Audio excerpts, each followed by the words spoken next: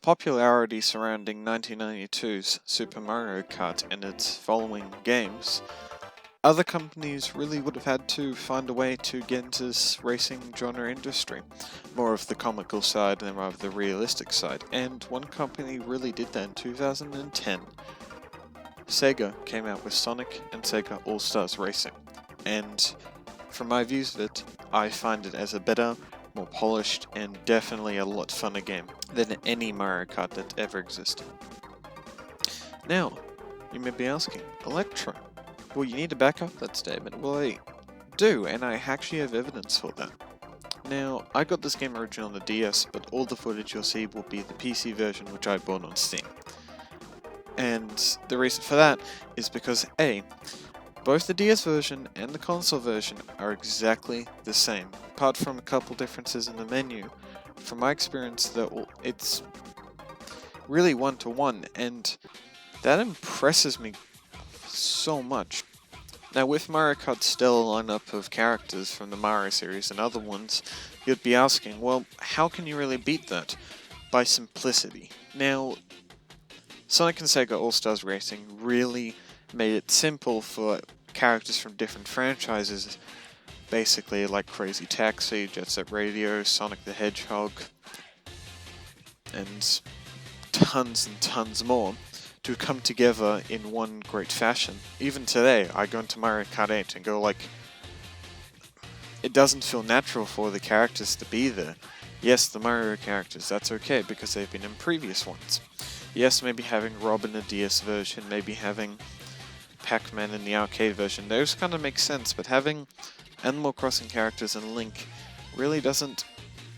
I don't find that much reasoning for them being there, other than Nintendo just wanting a quick buck off of us. Coming back to it, the dynamic of all the characters being in this racing situation and the opening cinematic really puts this together as the perfect racing game, in my opinion. Now, every character does have a different type of kart, different abilities. I'll get to talking about that. Starting off, you're given a simple roster with just the Sonic characters, being able to buy characters, buy tracks, and buy music pieces via winning races and winning challenges. Now, I think this system is incredibly intuitive and incredibly nice to have. I wish Mario Kart did have something like it, but I know it wouldn't work. And the currency system really does get boring after you've already bought everything in the game. There will always still be something you need to buy, but even looking at my old DS cartridge and looking how much money I had on there, I still didn't buy absolutely everything because some stuff is just not worth buying in the game. About 80% of all courses in the game that you can buy are amazing, and some of them are just quite generic at times, but the one thing you can also buy is the music kits, or the music soundtracks. It's only one track from it though, that's why I kind of am mixed on the name.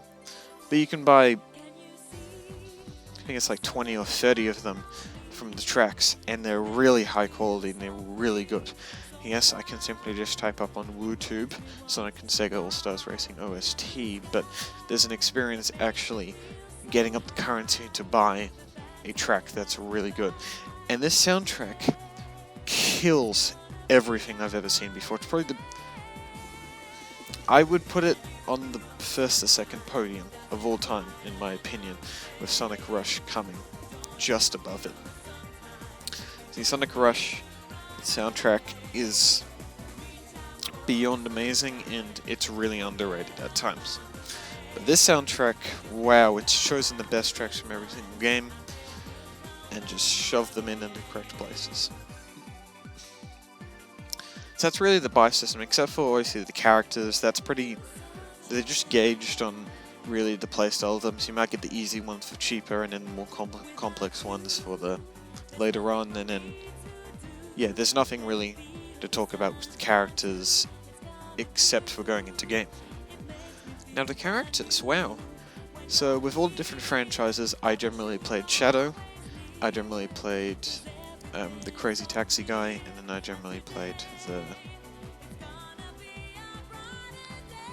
I do remember I played the Jet Set Radio guy for some of the earlier Grand Prix, but not that much now. But each character has a special ability, like in Double Dash.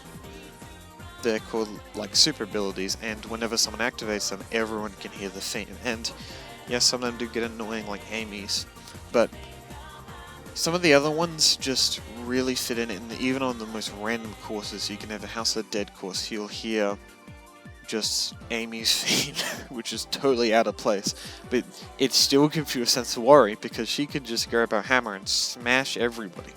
And that's really intuitive, because it's like the Billet Bill, but you can actually gauge where you're going the majority of the time, and say you can still mess up, which means you have to be careful. Like, I do think Eggman's ability is pretty OP, shooting out bombs repeatedly, and then yeah, there's some of them more OP than others. Some of them gauge speed over actually putting people behind you.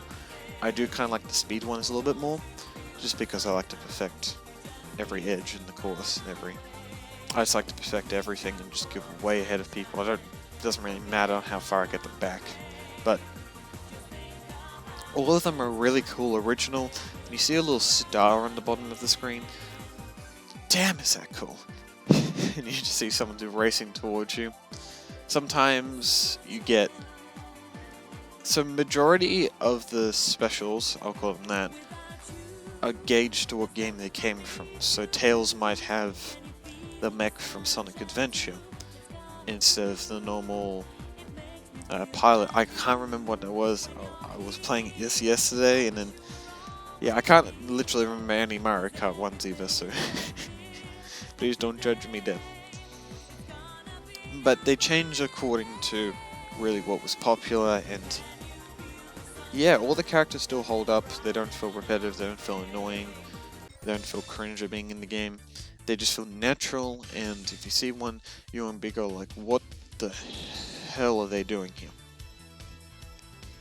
Now tracks, this will probably just slide into Grand Prix also, so these will be probably in one, but the tracks are absolutely amazing. I can't really remember the majority of them, but in general, they all choose the best things from each of the games they're based off of and puts it together into one natural flowing course. There's only one course, which I can't remember which is from, that's pretty annoying, where you keep going up a slope and you have to turn around, but...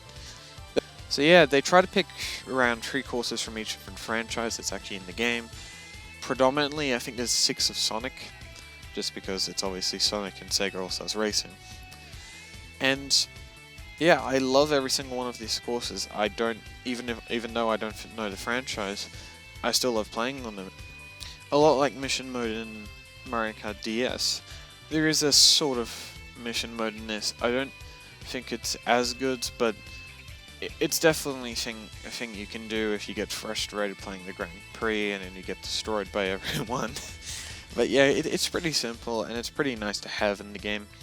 It does definitely offer a lot more playtime than the mission mode in Mario Kart DS did. At the same time, I think a lot more of them are just copy and paste at times, but they're definitely fun to do and they're definitely challenging if you get to the harder ones.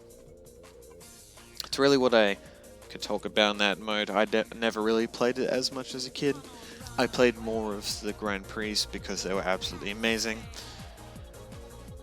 And yeah, the only reason actually why I stopped playing this game is because I played so many times, I just kind of got bored. I completed this game around 10 times. Buying every single character multiple times, and then I deleted the save file, went back at it, deleted, went back at it. Still amazing. And yeah, going back, I'm probably just going to complete it another 10 times. Now in hindsight, that's all I actually really have to talk about this game. But yeah, there was no online multiplayer. I don't know if, I'm pretty sure it was there on console, not on PC, I don't think though. Doesn't really matter, doesn't need it at all. The AI do definitely feel human-like, and when you even get to the later modes, they don't necessarily cheat, but even if you've seen a Mario Kart, they play a little bit of tactics since they can't really get up to you if you're all the way ahead. Yeah, so power-ups are pretty generic. They're basically Mario Kart power-ups. I wouldn't overall call this a Mario Kart clone, I would just call it a... I want to call it a spin-off, but I know it isn't.